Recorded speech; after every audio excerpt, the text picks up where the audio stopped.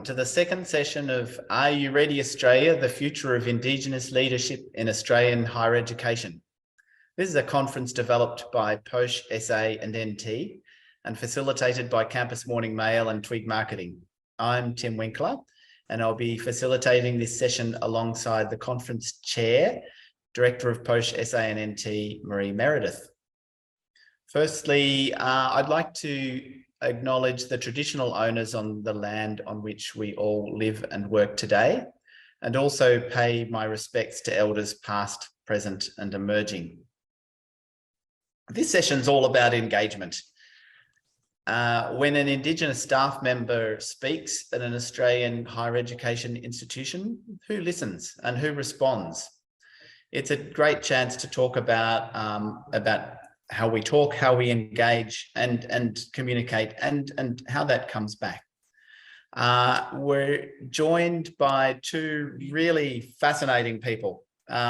We've got Professor Bindi Bennett, who is an emerging leader in the sector, and she's previously worked at University of Sunshine Coast, Bond University, and also her current location at Australian Catholic University, where she's her latest work is developing AI,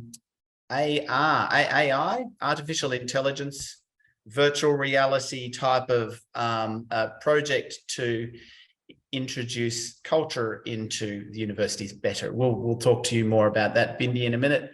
We also have Dr. Richard Fijo, who's earned great respect as an elder and cultural educator, working with health professionals for many years.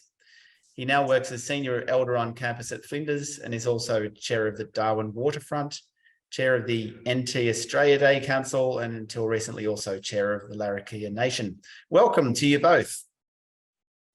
Hey, Tim. Hi, everyone. Now, Bindi, let's start with you. 4 weeks ago, it was, the ARC announced that you were going to enhance the skills of social work and allied health graduates. I'm just reading this to make sure I get it right this time, to be culturally responsive by engaging students in an Aboriginal-based virtual reality program. Now, that sounds really exciting. Can you tell us a bit about that? Not yet, but yes. So we're going to be co-designing a program that is actually Sim 2D, 3D based. Some of it will be like an immersive game. And we did talk about this. Some of it, you even get to get the goggles where you can actually talk to someone like Dr. Fijo, for example, not in real time, but he may have been in the game to talk to you about protocols, to talk to you about how to engage rurally and remotely, mainly will be our conversation, and then what cultural responsiveness will actually look like. And we're doing that because a lot of social workers in Australia don't have an Aboriginal and Torres Strait Islander social worker to learn from at the university, but also many of our students don't get a practicum either rurally or in a remote situation. And yet a lot of social workers do go out and work rurally and remotely. So we're really trying to take the burden of the Aboriginal and Torres Strait Islander communities that are having those students, but also increasing the amount of cultural responsiveness for our students. So we will have a governance group. We already have one set up across Western Australia and Central Australia. So, and also we'll be co-designing with the Aboriginal-owned simulation programmers. So there's a lot of Aboriginal and Torres Strait Islander voices. If you're interested in being on the governance group, hit me up, because we'll also have people from across Australia. Fantastic.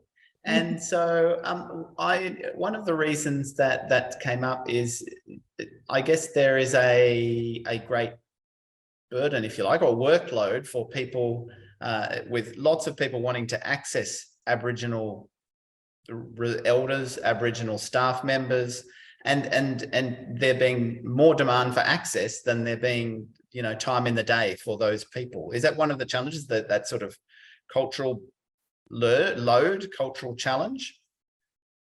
Well, I'll answer first, but I think Dr. Fijo might be able to say it too, because constantly I actually have just started a new workplace and my boss said to me, you are getting at least one ask from someone outside a day. And that is for me, that's small.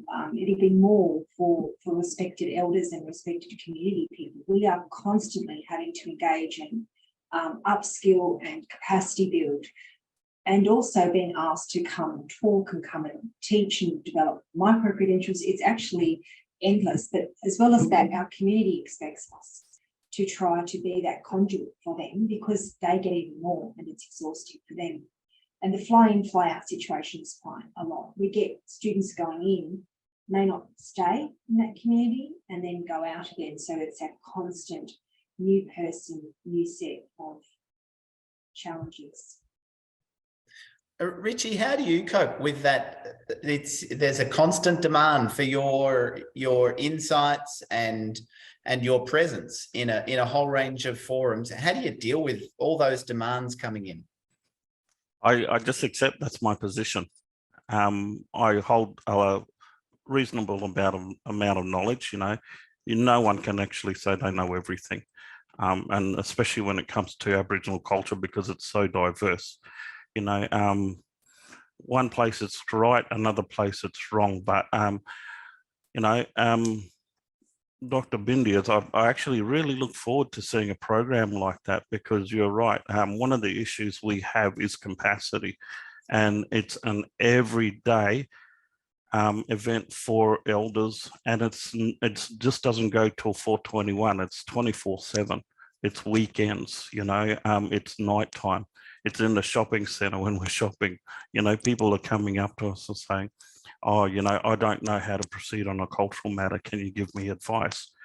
So I've actually said for a long time, what we have to do is we have to start recording our elders and their wisdom and building it into libraries, so that we can actually start gaining and containing this type of information for future generations.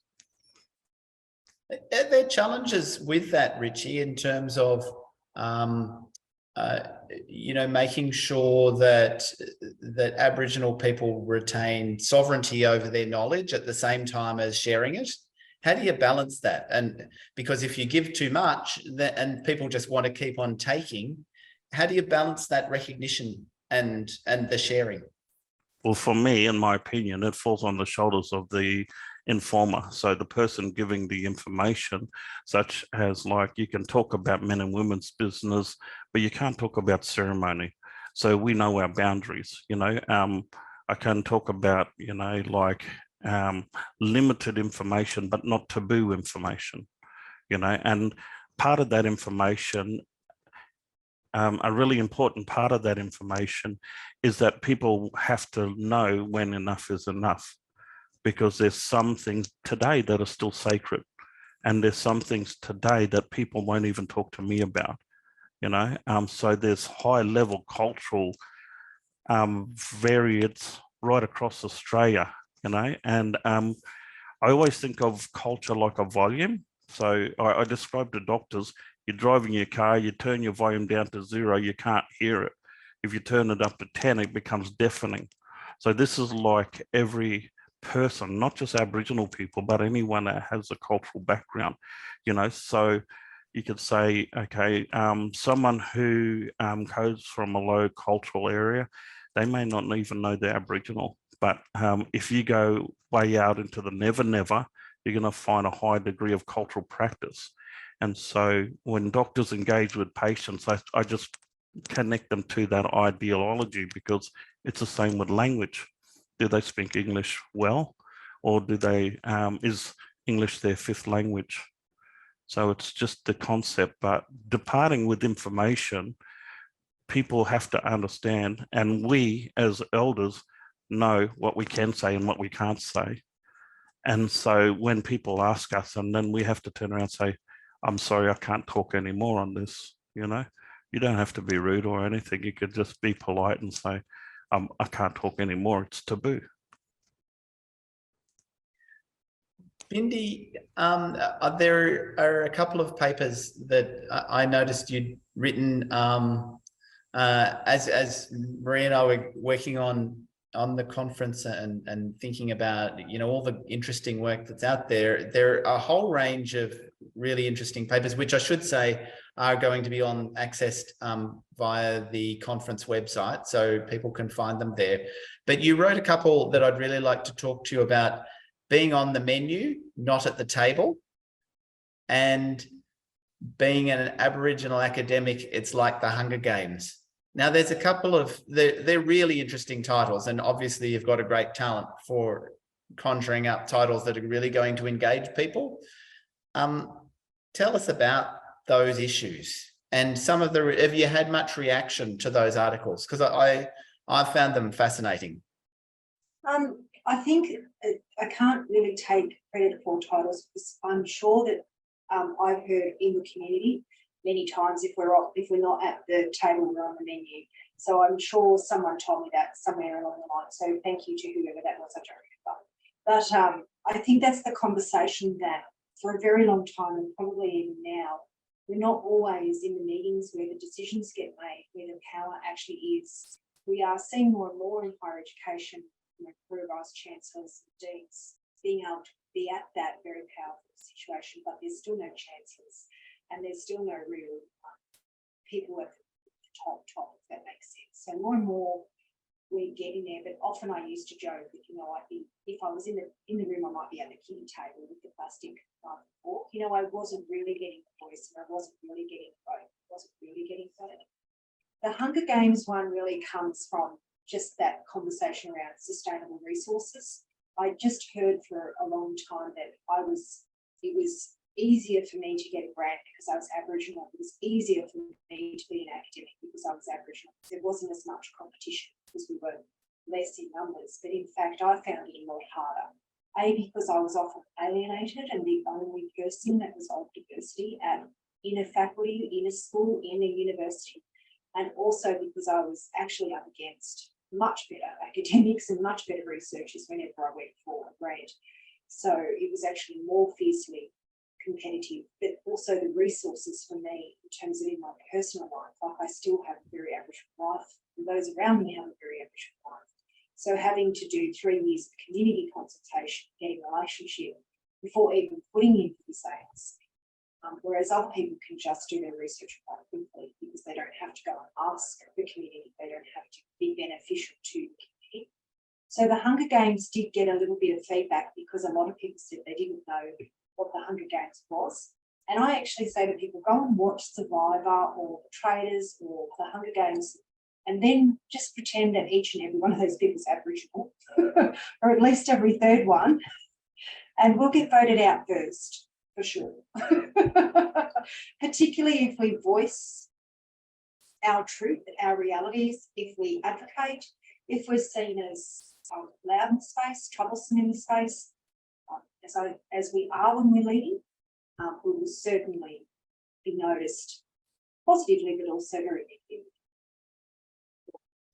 negatively. How do you deal with that, Bindi? Like, I know with the statistics in the Hunger Games paper was 430 academics, Indigenous academics in Australia, and only 20 in your field, which is social work. It's a very isolated position to be in. How does that work on you emotionally, and how do you deal with it? It can be very difficult because you're trying to push the agenda for Aboriginal and Torres Strait Islander people, and sometimes I will actually be in a meeting and I will hear things like, here she goes again. Because I'm pushing everything in every space. Don't forget about intersectionality, don't forget about us, don't forget how will that be culturally responsive, how will that be evidenced, how will that be measured, how are we changing skills, knowledges and values, therefore behaviours. I go on and on and on, I bash on, just ask anything. So I think sometimes it becomes about your capacity. Do I have capacity for this fight? Will I actually win this fight? Is it worth going in anyway, despite the fact I'm not going to win? Because at least it would plant seeds for people. But I would have to say you have to be fairly resilient, but it actually does take a really large toll. I have found for myself at times, and it's just lucky that I have incredibly active Aboriginal and Torres Strait Islander people in my life who sustain. If it wasn't for my community, I think I would have become something else pretty quickly. for them supporting me, talking with me, debriefing me, encouraging me, telling me I'm going to do it regardless. So we do. But I did say a bit that there's many people that have gone before me that have made it easier for me and made it possible for me to be here. And I think that's a really important point, isn't it? There are a whole range of trailblazers who are in established positions now, who we sometimes take for granted their journey that they've taken to create these spaces. Richie, I noticed you smiling there before. There's a few familiar points there. Do you find it sort of sometimes difficult to have to keep on representing the same point of view, if you like, or being Aboriginal and perspectives? One of the things I find interesting is looking at characteristics of people, and I kind of try and read the room, and so you know who people who are going to have different approaches. But one of the things I've learned through governance is actually how to utilize that and turn that around, so you can actually use that knowledge to contribute it and facilitate really good outcomes.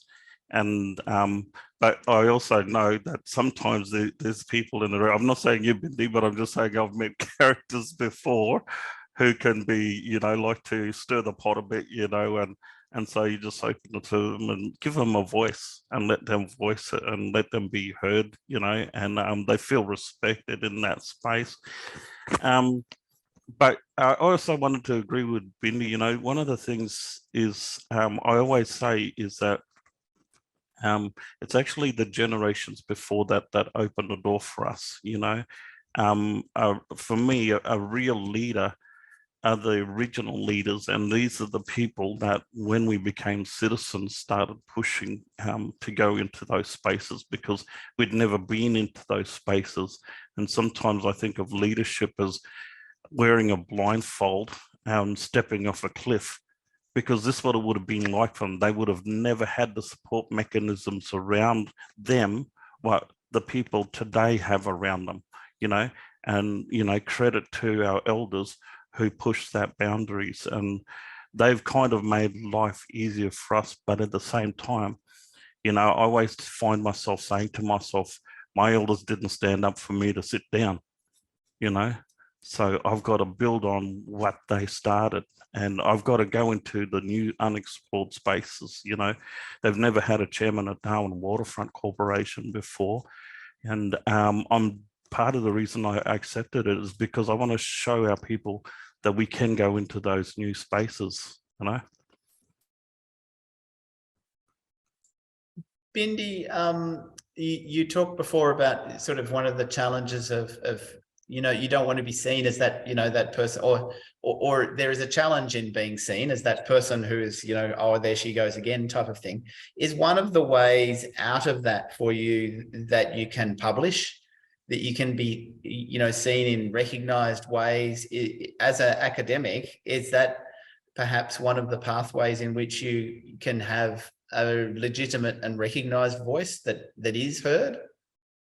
I think yes and no. Some of my publications, there's spaces where I can be cheekier and more feisty, I believe. And then there are places where you're going to have to write for output for your university that you don't have to go to, unless a place where you have to be more quiet or thoughtful or conservative. So I think one of the things I'd like to see is more representation of diversity of outputs. So at the moment, we've got an ERA review, some of you may be aware, and I'd like to see how we actually get some of our artefacts, artworks, poetry, and other ways of being out there, so that we don't just have to rely on Western concepts of what is a good output, if that makes sense, what makes a good impact, so that we can actually start to re-Indigenise that space a little bit. That's a really nice link to something I wanted to bring up with you, Richie. People who are watching may or may not remember, but 2 years ago, you had attention from around the country for when you did a welcome to country. I think it was on consecutive nights, possibly, or a couple of occasions at least, where you did a welcome to country for the AFL Dreamtime match in Darwin. I just checked the other day, and there's at least 250,000 views of your welcome to country. That must be one of the most viewed welcome to countries, you know, that I know of. I'm sure there may well be others, but it's certainly, that's an amazing achievement in a way, but also it's an interesting way to look at engagement. On one of those occasions, you're wearing a Flinders University shirt, I remember. And I remember my son pointing at the telly and saying, "Hey, look, there's Richie. He's got the Flinders shirt on." And there people were really excited about that. Tell us, you know, that is another way that universities can engage in a non-traditional academic forum. Can you tell us a little bit about that time and then the response you had after that? So I suppose because of capacity, elders, and I think academics and Aboriginal people generally, we tend to wear a lot of hats, and we code switch into different environments that we work across. But one of the things I'm always pushing for is when I was young, I would go to meetings and there was that one speaker who was always speaking over everybody else, or there was that one leader who you thought you would look up and was untouchable, you know. I wanted to change that idea around leadership. And so I always think of leadership as also being inclusive rather than exclusive. And so I think those words are really important to me because I try and live by those words, you know. I try to bring people in with everything that I do. But I started working for Legal Aid in '94, and I worked across, I think it's 40 community over 25 years just in the Northern Territory. And so when I did that welcome to country, I'd actually been to all those communities. And when I was sitting in the audience, I was looking and I was saying, oh, there's the Tiwi people over there. There's the Groote Island people, you know, oh, they're desert people over there. And it just jumped into my head, and I went up and I did what you probably consider, you know, one of the most inclusive welcome to countries that's ever been had. Yeah, I walked off stage like it was a normal welcome to country. I had no idea that would have that impact, but or that kind of reach. But again, it's demonstrating not only to Larrakia, where I'm from in Darwin, it's not only demonstrated to Territorians, but everyone, anyone who saw it, that Australia can actually define itself about how we want to, direction we want to go in, and it has to be inclusive. You know, non-Aboriginal people obviously don't have all the answers. That's why they're coming to us all the time, you know. We don't always have the answers either. So we need each other. We need to work together so we can create better futures that'll benefit all of us. Is there also something there, Richie, in that you're talking about the many hats and the blurring of boundaries between your many jobs? We need to maybe rethink about, well, how does a university engage? Maybe it doesn't need to be always in the traditional ways. Maybe we need to think more about the, you know, the whole lives of our people and the cultural offering that they have for Aboriginal and Torres Strait Islander staff. So do we need to think in different ways about how can this happen in some other occasions? So I suppose the message of inclusiveness, and Dr. Bindi also talked about what the community means to you. You know, we as Aboriginal people, our community is our lifeline, it's our savior, it's our go-to place because it's our families, you know. But in the reverse, if we think about that in the reverse, we have to take the community to the leaders. We have to introduce the community people, the elders, you know, to the higher ups, so that at that high level in universities, they can see the way that we think and they can understand our worldviews. It's always communal. You know, Uncle Lewis O'Brien always talks about reciprocal exchange, where there's give, there's take, you know. And so I think the universities have to move away from those solid structures of, you know, leadership and governance, and actually change the way their management functions. And we need those leaders that were around 10 years ago to actually change their leadership style and understand and listen to what we are saying as Aboriginal voices, because it can only benefit the universities. I have to Marie, say, sorry, sorry, Bindi, sorry, Tim, I you was going go. to say I have to agree with that, and I'd love to see people from the higher up in the university come back into the communities as well, coming to NAIDOC, going to festivals, and actually sitting down in the dirt with elders and listening and getting that grassroots. We're always talking about impact, and I think that would be very impactful. Well, if I might say, to add to that, elders are the gatekeepers to the communities. You know, our academics are gatekeepers to the communities. We are the one with the ability to reach out and say, come with me and meet my family, you know. Absolutely. Marie, I thought it'd be great to get your thoughts on this. You've done a lot of work in engagement, and a lot of these opportunities, issues, and interesting incidents must be resonating with you.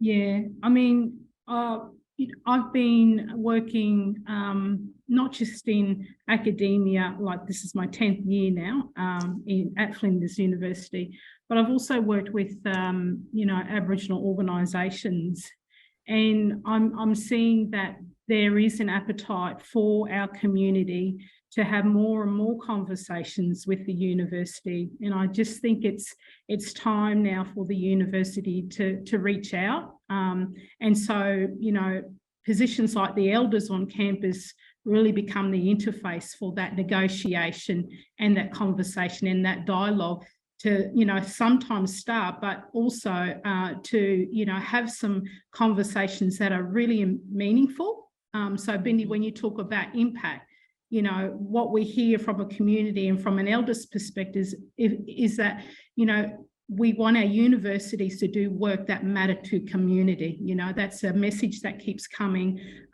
you know, over and over again.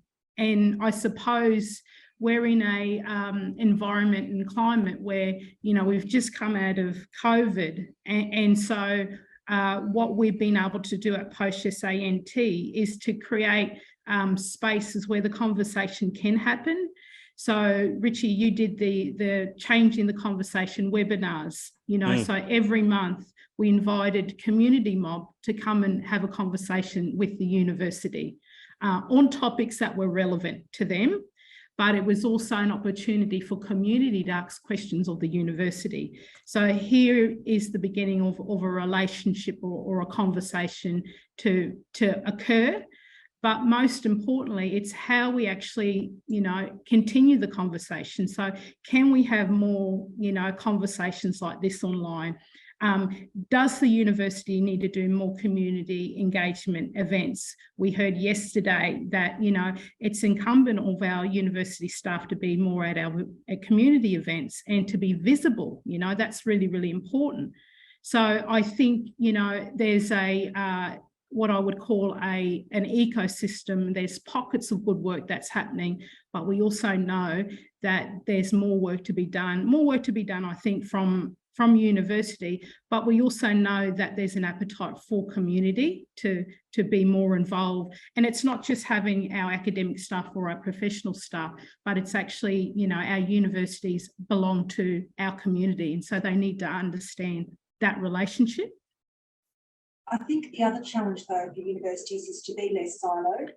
So a lot of universities are doing exactly the same work with the same communities, and then it becomes exhausting to have to engage with 2 or 3 or 4 universities. If we can come together and collaborate and actually have spaces where we work and support each other, both as Aboriginal and Torres Strait Islander academics, also as universities, I think that would be great. I think universities are very competitive against each other, but in this space, I think they actually need to become much more collaborative.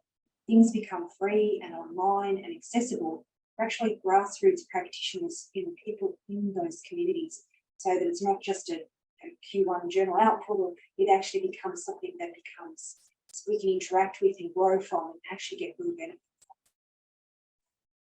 from. Bindi, do you see much? That certainly seems to be a common problem, that the community is getting exhausted, particularly, you know, in specific areas. You know, Alice Springs and Darwin and so on, some communities there have reported getting many approaches from different universities. How does that happen? How do you actually get the collaboration happening so Do you think there is hope that it will happen? Because it is such a competitive sector. I think that Aboriginal and Torres Strait academics more and more are becoming clear on collaboration and benefit, and I think it comes through the ethics process and in expressions of interest for grants, where the university can engage Aboriginal and Torres Strait people to actually look at it in the early stages and to say, actually, we need to engage the community more, or have you worked with these other people and be more inclusive? So I think there are ways to do this, and we have more and more online platforms. And although we're not always fans of them as Aboriginal and Torres Strait people, it's actually better that we talk than not talk. So I think there could be new ways of creating spaces. I know that Macquarie University has just opened up a new facility for violence against women, and it looks really fantastic, quite frankly. And it's like, well, how can we all be part of that? How can we all have voice in that? Let's not silo, let's be more inclusive. So I think it's something we could actually talk more about and create more about. For us as Aboriginal and Torres Strait academics, for me personally, I'm interested in opening up those spaces rather than continuing to silo them. If I could say something there, Tim, just to add to Bindi's comment, you know, the conversations we had yesterday were one of, you know, we know who our academics are, we know who our leaders are, and that there is a need to not just work within our own universities, but to work, you know, across institutions. So, you know, enabling that collective voice, and we're seeing that more and more. And I think this is going to be, you know, something that's incumbent of the universities to support. You know, we're not just about our own university, but we want to have that cross-institutional collaboration to get that strong Indigenous higher ed voice, you know, heard. And if I can add to that also, you know, I think what Maria is saying is absolutely right, because that's the way the community operates, communally, you know. And so when universities in the past have said, I'm University A and I'm against University B, we're in competition, that really kind of undoes the thought or process of Aboriginal people. You know, we are here working for the universities, knowing that our community is watching us as elders, you know, as academics, as people who are leaders. And we are trying to say to our youth, you can become me. You know, we want you to be better than me, because that's what our elders would have wanted from us, you know. And that's why, as I go back to Uncle Lewis, the exchange, you know, it's, we know when our positions, community watching us all the time, you know, and we're opening that space for them to come into the university. But in the conduit in the middle, we're also the mechanisms that the university has to, you know, get greater reach for that community. And so it's got to be a door that swings both ways. Yeah. Bindi, how do you deal with, obviously you can only control what you say and not what other people perceive you saying, but how do you go and start to change their perceptions? So if that's, you know, so instead of them thinking, well, you know, that's Bindi, she's talking about that issue again, it's, oh, I've heard that Bindi raised that before and maybe I'll listen this time. How do you think as a sector we're moving in that direction? And do you think there are things that we can do to make that transition happen? To be honest with you, I think that's why we make policy. And so then I don't have to be the person all the time. I can actually say, well, actually our reconciliation action plan says we're going to do that, or our campus operational plan says we're going to do that, or our research strategy says we're going to do that. But for me, it's actually forming allyships. And a lot of people actually really do want to listen and learn and grow. And so it's tapping into that and finding what that person's strength is and where they want to start. And some people want to start very small, and I think that's absolutely great, and it's building their confidence in that space. Some people want to just grow and get better and better. So For me, I'm finding relationships are building pretty quickly because people actually have passions around certain things. They might have passions around making the ethics process better, or to making engagement better or impact better. So if we can tap into that, we can actually find things that we can come together on. You want impact and I want impact for Aboriginal and Torres Strait Islander. So how do we work together to make us both happy? So I sort of say, if I can make your job easier, then you're going to make my job easier. So that's how I've sort of been building it. But I'm sure I've got a lot more to learn. So. Richie, I have to say, nicely said. That's so accurate. Richie, also in terms of changing perceptions, we talked about the Lunch and Learn program. Can you tell us a bit about that and how it's aiming to change perceptions and bring sort of community and university together? Yeah, okay. So when I started working at Flinders as the elder on campus in Darwin, some of the year 3 and 4 medical students come and see me. They work at the hospital, and they said, you know, when they was in year 1 and 2, they was at the university studying, and then they cast into the hospital setting, and a lot of them had never seen, you know, or worked with Aboriginal people in that depth before. So it created a culture shock for them, you know, when they were saying, is there any way that we can look at reducing that? And so I actually had to do a lot of reflection and thinking, you know. One of the wisest things that's ever been said to me, and I share this with everyone, is if you want to learn about Aboriginal people, look, listen, learn. 3 steps, you know, and you never stop doing that.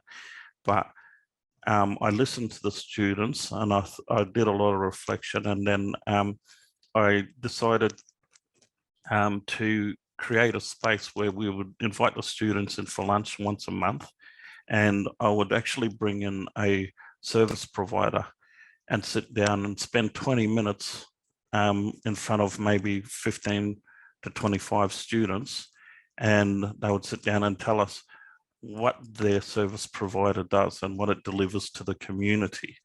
And so there's a couple of good things you get out of that. Is one, the students become more comfortable speaking with Aboriginal people at an early stage in their learning. So it becomes embedded in their learning. And so by the time after 2 years of Lunch and Learn, they should have no problems going to the hospital and talking to Aboriginal patients. Sure, it's slightly different, but there's a less culture shock. It reduces it. But at the same time, they're also creating students with more awareness about what community services are out there and what they provide for the community.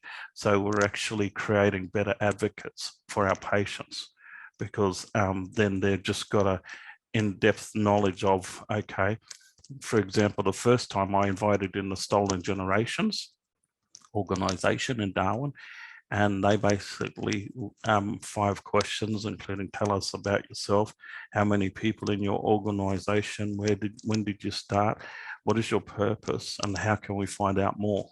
You know, that's all it takes. And then you have that good icebreaker discussion going. So that goes for about 20 minutes. And then for the rest of the 40 minutes, we sit there and eat pizza. You know, it's an opportunity for the students to talk with these people indirectly, but we're also recording these and building this into a library for future students. And so the services are more than happy to come and do their self-promotion, you know, but it's quite smart when you think about it, because, you know, there are services out there today, I don't know what they do.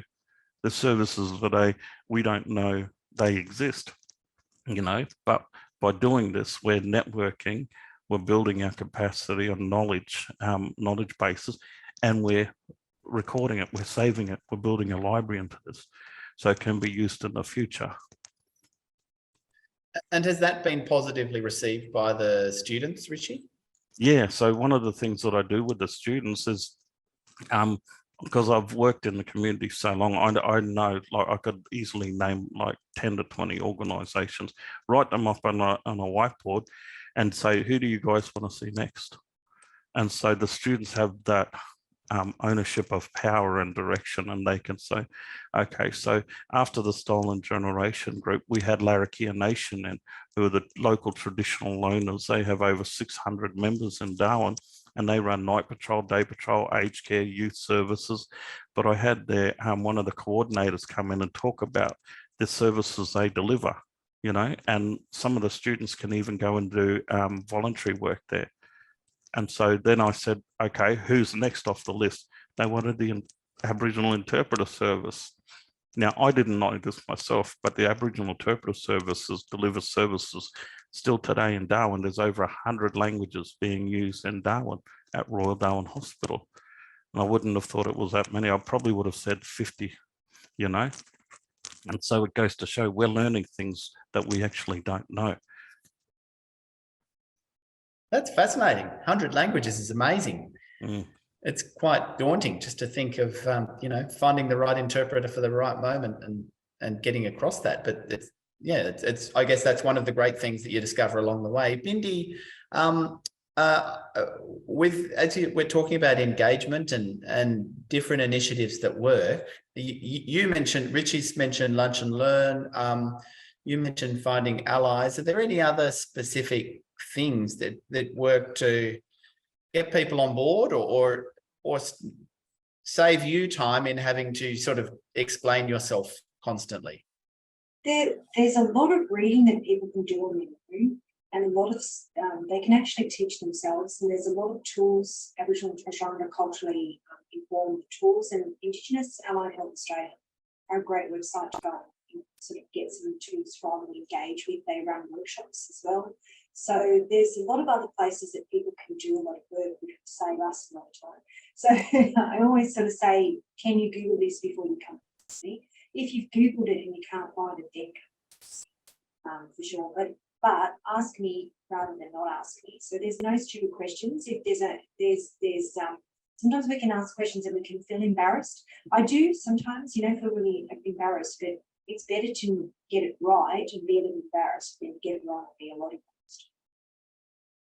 Absolutely. And so do you have you Googled it as your mantra when you first answer the phone? No, but can we? I might make it. I might write another topic on it. But you know, like there's so much out there. When I was younger, there wasn't the same amount of books and shows and information out there. So if you're interested in, or even so Newcastle University has a massacre, and you may or may not like that as an Aboriginal Torres Strait Islander person, but still there's information, if that makes sense, and you can actually start to inform yourself. And then I always say, go out to the community, like go to NAIDOC, go to an event and actually speak to people, and that's advice and art and locally, and support people and have those opportunities as well. It all starts with you speaking to someone Aboriginal, starting to learn a little bit about how they see this is how you see it. Tim, if I could just say something, you know, just in our previous session, there was our colleagues talking about from campus to country, and that embodied experience that a student could experience as they're coming in and onto the campus. So I think that goes back to also your point, Bindi, around how do we actually have other ways of understanding impact, so that artifacts and poetry actually become a part of that experience. And also I think there's something to be said there about the multimodal experience as well. And if we could do more of that, that would be, you know, more and more enticing, I think. It's one for students as a cultural, you know, safe place, but also this is about celebration of culture and knowledge. So I think if there's more initiatives like that, the creation of more spaces, I think that's going to make better for not just the student experience, but one for staff as well. Absolutely. Bindi, would it make your life easier if there are more of you? So, you know, by growing the number of Aboriginal and Torres Strait Islander academics, finding ways to bring them more through to the social work field, for example, does that then start to make your life easier? Yes, it's my absolute aim in life is to not create more Aboriginal Torres Strait Islander academics, PhD students, master's students, policy creators, the whole kit caboodle. So for me, more bodies, more voices, more diversity, more say is what we need, because as we heard, over 100 languages, and where are those represented? Where are those knowings, doings and beings represented? So we're only one person and we only have one voice and one way of being. We have to have one. But we're also so little of us. When we think that sometimes we're only 1% of a university staff force, that is not a lot of people. So being able to be safe and have a place where you can actually talk with people. I noticed I was in a meeting yesterday and I was sitting with all the Aboriginal and Torres Strait Islander people, because that's, as we've said, that's our home. That's our comfortable space. It's where we can be ourselves. So being able to have that, but then also being able to take that amount of bodies out and culturally inform and make other people capable, that's what it's all about. There's been a question come through saying, thanks for a great session, fostering valuable learning. Is there information available online about your VR learning project, Bindi, and also, Richie, your lunch and learn session? We can certainly provide some information on the conference website with links to the announcement. Is there anything else that Richie or Bindi that you would point people to? We will have a social media platform for the grant and for that. So please hit me up in the meantime, because the grant doesn't start till February, so we haven't quite got everything up, but we will have a space. Yeah, and I'd just say for me is, if anyone wants to know more, just contact me. Fantastic. Great. Excellent. Well, that's a really great place to leave the session. I think it's been a really fascinating session. I'd have to concur that I've learned a lot during this session. Also found it really, really interesting to get some insights, and it's made me rethink, how engagement could happen into the future. Marie, did you have any observations before we finish up? Sorry, just to congratulate Dr. Bindi on her recent award. So thank you. And that some of our conversations, Uncle Richie's Lunch and Learn, will be available on the Health Game Changers website. So we'll have those available, but also have a look at some of the conversations that Uncle Richie has had over the last 12 months. So that's there for the audience to look at. And just a reminder that the recordings for our online sessions for the conference will be available as well. So thank you to everybody, but in particular, thanks Uncle Richie and Dr. Bindi.